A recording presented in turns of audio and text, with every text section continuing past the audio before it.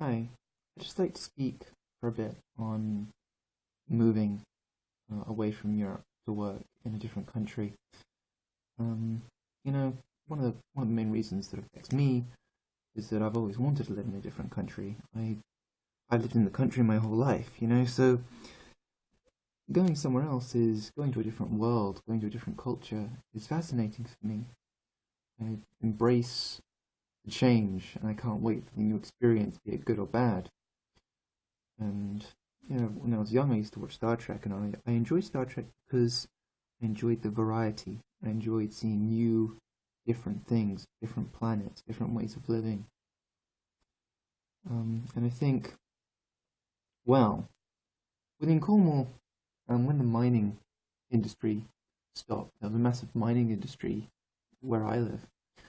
All of the all of the coal miners moved. They moved abroad. You see, they moved to Australia, they moved to America, they moved where the mining was, and you can see lots of little Cornish shops all over the world because they weren't afraid to go where the work was. They weren't afraid to move when the work dried up and the resources were no longer there.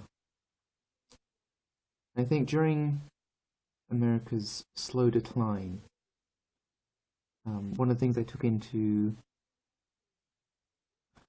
thought were the trade routes. And you see, Ireland, just east, west of England, relies on trade that comes from England. Relies on those ships that go along. It can't send ships all the way back and forth. It's just cheaper. But they don't get as much as London gets. London is the centre of trade, so they get all the best deals. It's like having your shop closer to the butchers. You get the meat cheap. If you get the meat fresher, you get the better meat. And Europe itself isn't strong enough. They've become very weak people, very weak-minded, and less nationalist. I don't want to say fevered nationalism, but they don't love their country.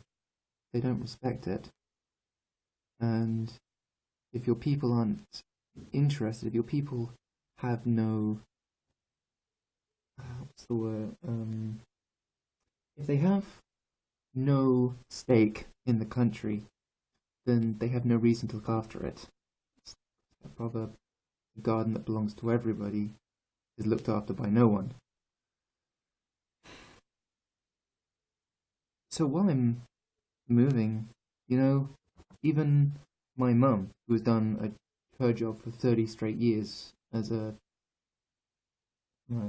tax collector of sorts, a landlady, she's seen me going abroad, and she's like, hell, I'll do that myself, I can do that. I can teach English. Why am I doing this? And, what's the point in staying in a country where you get paid minimum wage that doesn't reflect your living status? If you go to paywizard.com, it has this fantastic site which has an approximation of the amount you're paid, the amount it costs to live in that country, the amount for food, and the amount for luxuries. And then it has like a high to low. And it's a fantastic site. I did the estimations of what I lived in Indonesia, and they were very, very, very good. Extremely close. I obviously did some good sourcing there. And so, Japan is a good place to live. Canada is quite good. But you have to also take into consideration how the economy is going as well. But, another reason why I'm going to Japan, why I'm going to places where there's more industry, is because I'd rather see the world die in a garden than see it dying in a minefield. I don't want to live in Europe where it all goes to hell and everyone's running at the government for food stamps and rationed water. I'd rather be in Japan where there's big community and outside of the cities, which are literal death traps. And no, there'll be less people there as well, thanks to the declining population. Unlike England, which just That's a massive amount of people. And also, Japan reflects very well the slow decline of the West. It gives you a good idea of how the West will look in 50, maybe 20 years' time, when the population is going through the basement, and then all the immigrants have left to go to China where the jobs are. I don't think the government puts that into their tax report. Doesn't realize in the future there's a large base that'll move. They'll go where the jobs are. Same as the Cornish miners. They don't care about the country, they care about the work.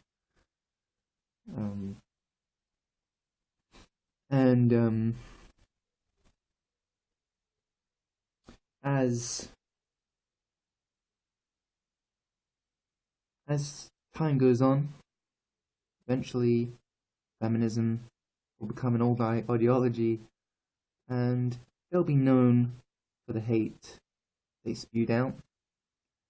And in the future, say 100 years, maybe 200, not many years really, in the long scheme of things, feminism will be known along the same lines as Nazism. And everyone, or communism, or whatever, Stalin communism, or Mao communism, bunch of miserable old women who ruined other women and decided that jobs were better than talking to people, which is just ludicrous. Anyway, I hope that gives you a bit of insight into why I'm doing what I'm doing. This is the decisions I've made, and the basis on what I've made, how I've made them. And I hope that you think a bit yourself about, do you need to be where you are right now? Can you live a life that's better, less stressful, in a different country? Can you leave everyone you know? Because maybe 10, 15 years they won't be there to support you. They're just people you know.